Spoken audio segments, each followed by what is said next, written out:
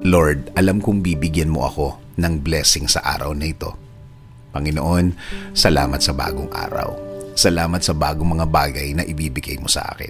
Salamat sa mga bagong oportunidad na ilalagay mo sa aking araw ngayon. I know this day will be better than yesterday. I declare blessings today.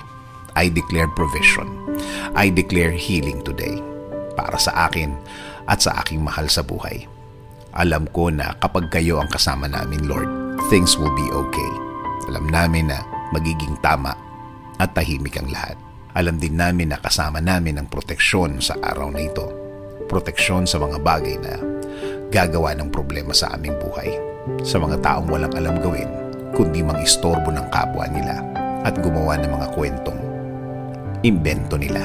Panginoon, turuan niyo akong maging kalmado sa harap ng mga taong ito. Give me the blessing of self-control. Panatilihin yung tahimik at relax ng aking puso at isip sa harap ng mga problemang ginawa ng mga taong ito. Alam kong nakikita at naririnig nyo ang lahat ng trabaho ng mga taong ito. Alam kong binabantayan nyo ang lahat ng mga gawa nila. At alam kong igaganti nyo ako sa mga taong ito. At alam kong may timing nyo ang lahat. Sa ngayon, sa araw na ito, ako magko-concentrate. Sa araw na ito ako magfo-focus. Alam kong marireceive ko ngayon ang inyong kabutihan. Alam kong aalagaan niyo ako sa araw na ito. At alam kong mararamdaman ko ulit ang inyong blessings ngayon. Kahit na maging mahirap ang araw na ito, sa magandang plano mo ako titingin.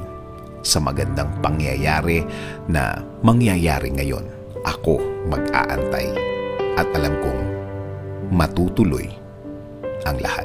Alam ko, Lord, na kahit na ano ang sitwasyon, kahit na ano ang mangyayari, matutuloy ang plano mo sa akin. Kahit na sino pa ang humarang, kahit sino pa ang kumontra, wala silang magagawa, wala silang pagkontrang maipaplano. Kaya Lord, please continue leading my life. Ikaw na po ang magbigay ng direksyon sa aking buhay. Patuloy kong i-offer ang lahat ng parts ng aking buhay. Itinataas ko ang lahat ng aking plano, Lord. Ikaw na ang bahala sa akin at sa aking pamilya. Panginoon, ipinagdadasal ko din ang aking bayan, Lord. Ikaw na din ang mag-alaga at magbigay ng guidance para sa aming bansa.